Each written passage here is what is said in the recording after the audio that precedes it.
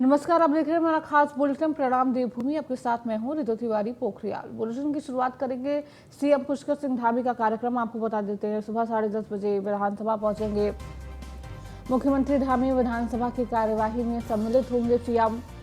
तो शाम 4 बजे गुजरात दौरे में चुनाव प्रचार करेंगे। तो द्वारका में रोड शो करेंगे मुख्यमंत्री पुष्कर सिंह धामी।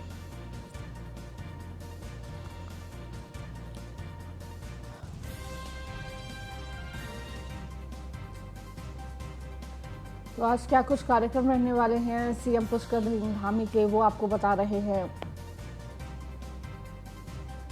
तो विधानसभा के सत्र में हिस्सा लेंगे और उसके बाद गुजरात दौरे पर रहेंगे।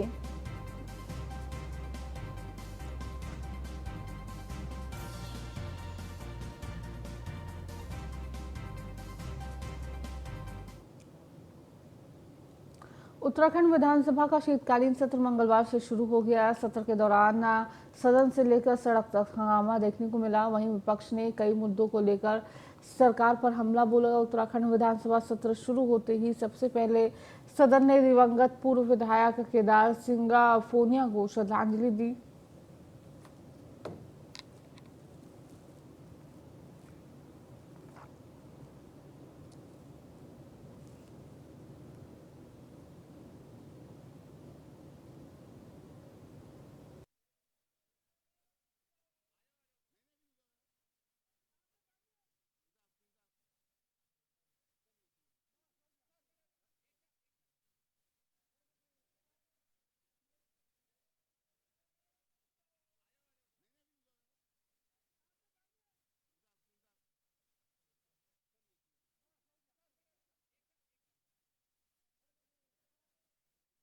हमारी सरकार पूरी तरह से प्रतिबद्ध थी कि हम लोग महिला आरक्षण के विषय में इस सत्र में लाएंगे और वो आज हमने प्रस्तापित किया है।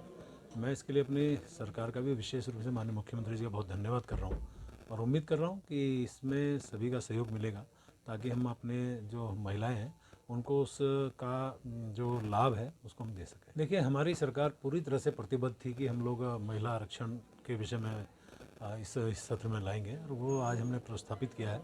मैं इसके लिए अपनी सरकार का भी विशेष रूप से माननीय मुख्यमंत्री जी का बहुत धन्यवाद कर रहा हूँ और उम्मीद कर रहा हूँ कि इसमें सभी का सहयोग मिलेगा ताकि हम अपने जो महिलाएं हैं उनको उसका जो लाभ है उसको हम दे सकें। देखिए, हमारी सरकार पूरी तरह से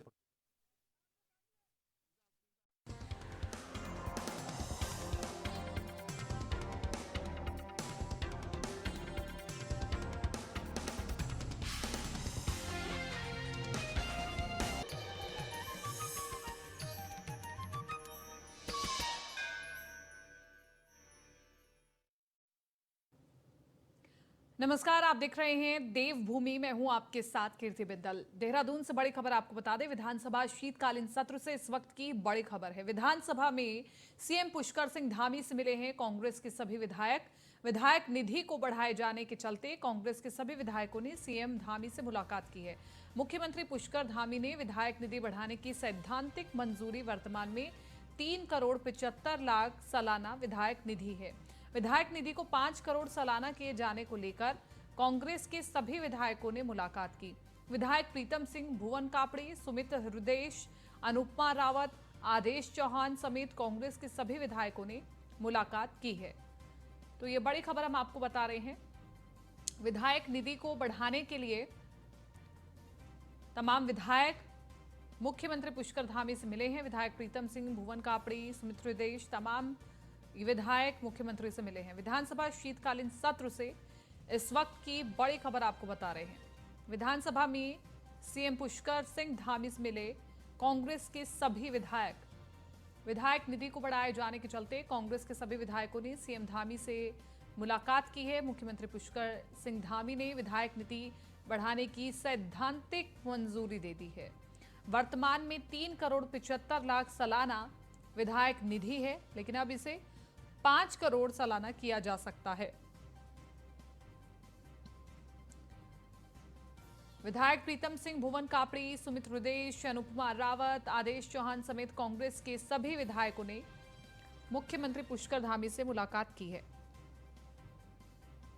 और मुख्यमंत्री पुष्कर धामी विपक्ष में जो विधायक मौजूद हैं उन्हें भी सुनते हैं, उनकी समस्याओं को भी समझते हैं और उस पर एक्शन भी लेते हैं।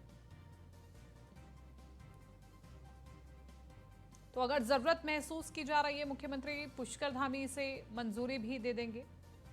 वर्तमान में 3,75,00,000 सालाना विधायक निधि है। विधायक निधि को 5 करोड़ सालाना किए जाने को लेकर कांग्रेस के सभी विधायकों ने मुलाकात की। हमारे साथ सुदीप जैन बने हुए ज्यादा जानकारी के साथ विशेष संवाददाता। सुदीप, कांग्रेस के सभी विधायकों ने मांग की है मुख्यमंत्री पुष्कर धामी से कि विधायक निधि को बढ़ा दिया जाए। इसको लेकर के मुख्यमंत्री पुष्कर धामी का क्या रुख है?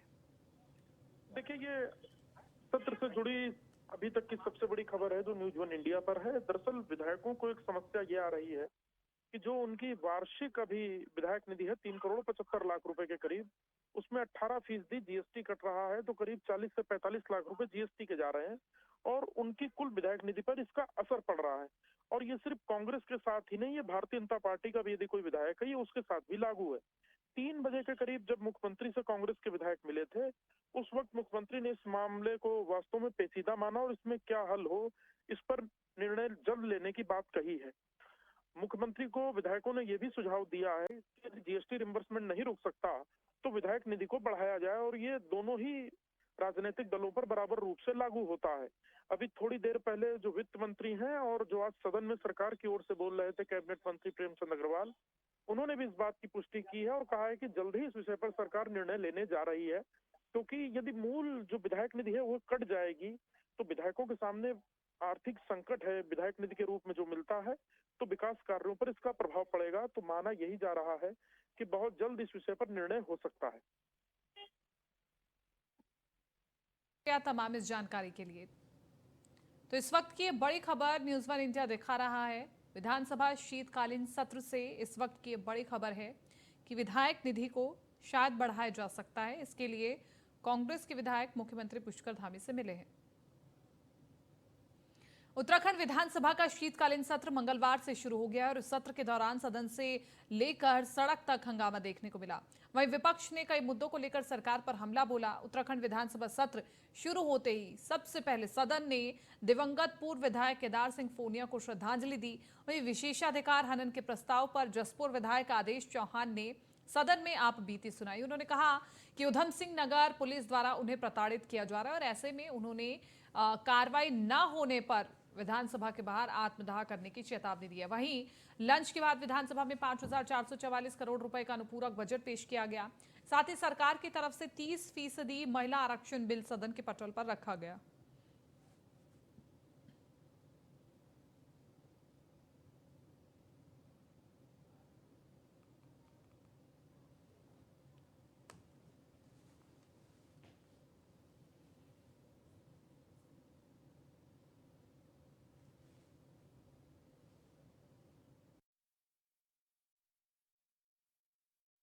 हमारी सरकार पूरी तरह से प्रतिबद्ध थी कि हम लोग महिला आरक्षण के विषय में इस सत्र में लाएंगे और वो आज हमने प्रस्तापित किया है। मैं इसके लिए अपनी सरकार का भी विशेष रूप से माननीय मुख्यमंत्री जी का बहुत धन्यवाद कर रहा हूँ और उम्मीद कर रहा हूँ कि इसमें सभी का सहयोग मिलेगा ताकि हम अपने जो महिलाएं हैं उनको उसका जो लाभ है उसको हम दे सकें। देखिए, हमारी सरकार पूरी तरह से प्रतिबद्ध थी कि हम लोग महिला आरक्षण के विषय में इस सत्र में लाएंगे और वो आज हमने प्रस्तापित किया है। मैं इसके लिए अपनी सरकार का भी विशेष रूप से माननीय मुख्यमंत्री जी का बहुत धन्यवाद करता हूँ। विधानसभा सत्र में उठा बदहाल कानून व्यवस्था का मुद्दा। नियम 58 के तहत बदहाल कानून व्यवस्था को लेकर चर्चा की गई। अंकिता भंडारी हत्याकांड को लेकर विपक्ष ने सरकार को घेरा। जांच के दौरान सभी साक्ष्य को मिटाने की कोशिश की गई। अंकिता हत्याकांड में वो कौन वीवीआईपी था, सरकार नाम उजागर करे और अंकिता हत्याकांड की सरकार सीबीआई जांच करवाए। 2022 में कई बड़ी घटनाएं प्रदेश में घटी। उधम सिंह नगर अपराधियों की शरण स्थली बन गया है।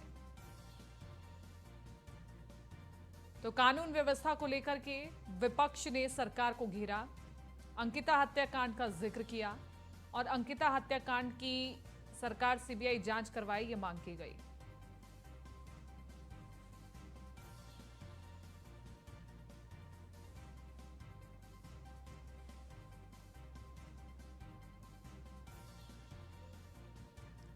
विधानसभा सत्र में बदहाल कानून व्यवस्था का मुद्दा उठा और विपक्ष ने कहा कि कानून व्यवस्था पूरी तरह से ठप है। साल 2022 में उत्तराखंड में बहुत सी ऐसी घटनाएं हुई हैं जिसको लेकर सरकार की कानून व्यवस्था पर सवाल खड़े हो रहे हैं। जांच के दौरान सभी साक्ष्यों को मिटाने की कोशिश की गई। ये अंकिता हत्याकांड के संदर्भ में बात की गई और ये कहा गया कि अंकिता हत्याकांड में वो कौन वीवीआईपी था, सरकार नाम उजागर करे।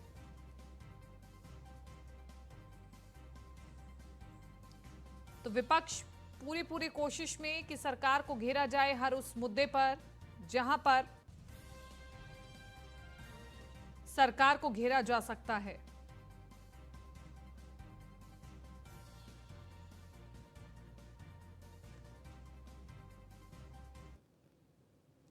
उत्तराखंड विधानसभा का शीतकालीन सत्र शुरू हो गया है। सत्र शुरू होने से पहले ही कानून व्यवस्था और भर्ती घोटालों को लेकर कांग्रेस विधायक तिलकराज बेहड़, भुवन कापड़ी, राजेंद्र भंडारी, मदन सिंह बिष्ट विधानसभा में धरने पर बैठ गए। सभी कांग्रेसी विधायक विधानसभा की सीढ़ियों में बैठकर विरोध जताते हुए नजर आए। तस्वीरें हम दिखा रहे हैं। तमाम विधायक बाहर सीढ़ियों पर विरोध करते दिखाई दिए। विधानसभा सत्र से पहले कांग्रेस विधायकों का प्रदर्शन देखने को मिला।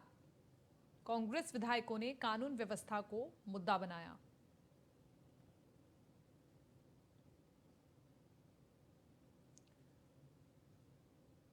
तो ये तस्वीरें हम आपको दिखा रहे हैं। विधानसभा की एंट्रेंस पर विधायकों ने सीढ़ियों पर बैठकर हाथ में बैनर लेकर के सरकार से शिकायत की।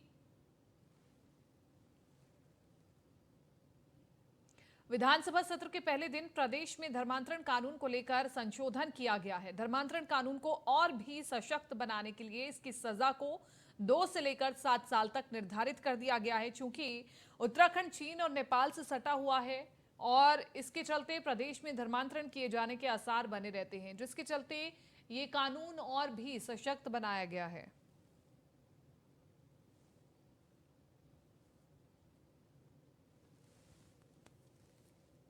सशक्त बनाया गया है और उसमें जो है और भी उसमें सज़ा रखी है।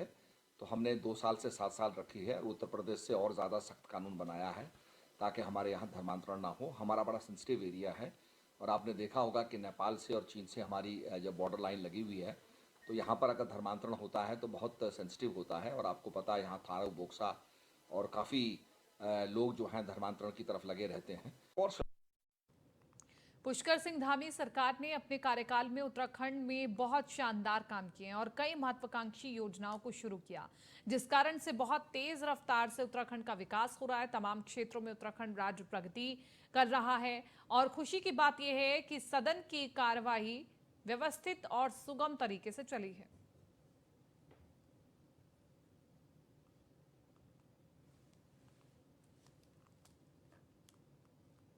सदन की कार्रवाई बहुत व्यवस्थित और सुचारू रूप से चल रही है। आज प्रश्नकाल बहुत सुचारू और प्रभावी रूप से चला। लोक कल्याण के तमाम सारे विषयों पर जो माननीय सदस्यों के प्रश्न थे उस पे पूरी तैयारी के साथ सरकार की तरफ से उसके उत्तर मिले और पूरा के पूरा प्रश्नकाल व्यवस्थित रूप से संचालित हुआ। सदन की कार्रवाई का निर्माण हुआ। कांग्रेस की प्रश्नकाल के दौरान हल्द्वानी से कांग्रेस विधायक सुमित हृदेश ने विशेषाधिकार खनन का मामला उठाया, जिस पर पीठ ने विधायक को आश्वासन दिया है। विधायक का आरोप था कि हल्द्वानी में बड़ी कार्य योजना तैयार की जा रही है, जिसकी 12 बैठकें हो चुकी है और 2 बार डीपीआर भी तैयार की जा चुकी है। करीब 800 करोड़ की ये योजना में एक भी बार स्थानीय विधायक को बैठक में नहीं बुलाया गया, जिसको लेकर उन्होंने प्रश्नकाल के दौरान विशेषाधिकार हनन का प्रश्न रखा। उन्होंने कहा कि इस संबंध में तारांकित प्रश्न भी जवाब मांगा जाएगा। तो रहेंगे मेरे लिए भी। और आदेश चौहान जी का जो मसला है वो और भी गंभीर है। उनको उधम सिंह नगर जिले की पुलिस फोर्स से और वहाँ से बड़ी परेशानी हो रही, तो उन्होंने भी जो उल्लेख करा तो उसमें मैं पीठ से आश्वासन ही मिला और संसदीय कार्य मंत्री जी से भी आश्वासन मिला है कि भविष्य में देखिए कोई भी बैठक अगर होती है विधानसभा में कहीं पे अध्यक्षता हमेशा विधायक की रहती है। ये पुराना नियम है, पुरानी प्रोटोकॉल है। तो पीठ से लगातार निर्देश आते हैं इस बारी। लेकिन माननीय अध्यक्षा जी का मैं धन्यवाद प्रकट करना चाहता हूँ। उन्होंने अवश्य कहा है कि निर्देश भी मिले और निर्देश के बाद फॉलो अप भी हो, ताकि भविष्य में ऐसी गलतियां ना हो। अब बैठक में आमंत्रित करेंगे तो रहेंगे।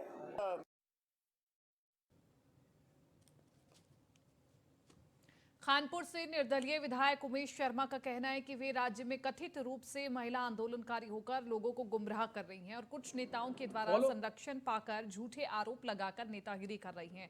गैंग का खुलासा करने वाले हैं और इसके लिए वो जल्द सुप्रीम कोर्ट भी जा रहे हैं। उमेश शर्मा के मुताबिक सीबीआई द्वारा गिरफ्तार किए गए लोग प्रदेश में पहाड़ मैदान की राजनीति कर रहे हैं और झूठे इल्जाम लगाकर चरित्र हनन कर रहे हैं।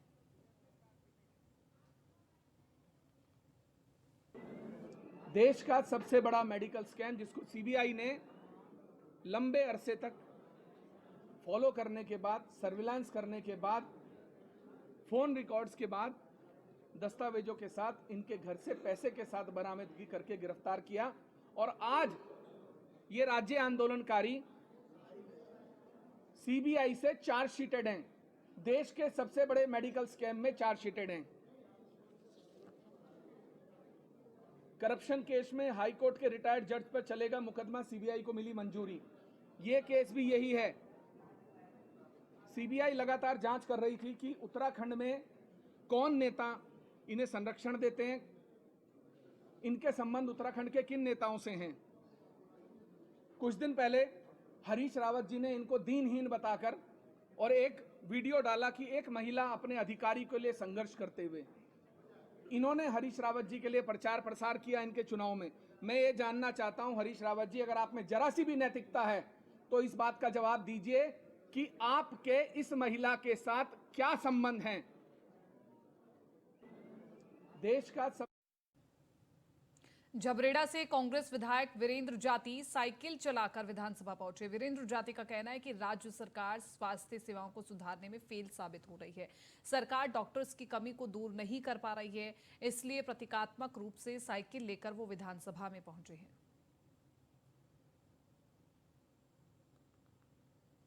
को भी सरकार को पहले भी अवगत कराया है कि चिकित्सीय व्यवस्थाएं जो हैं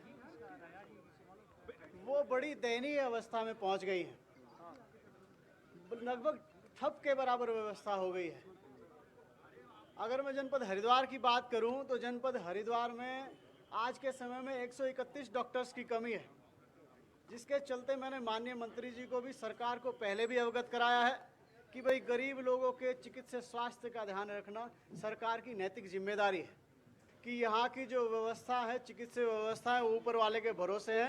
तो इस अपने आप को खुद स्वस्थ रखने के लिए, फिट रखने के लिए आप भी साइकिलिंग का इस्तेमाल करें या फिर अपनी सेहत का आप खुद ध्यान रखें। फिलहाल बुलेटिन में मेरे साथ इतना ही। दीजिए इजाजत। नमस्कार।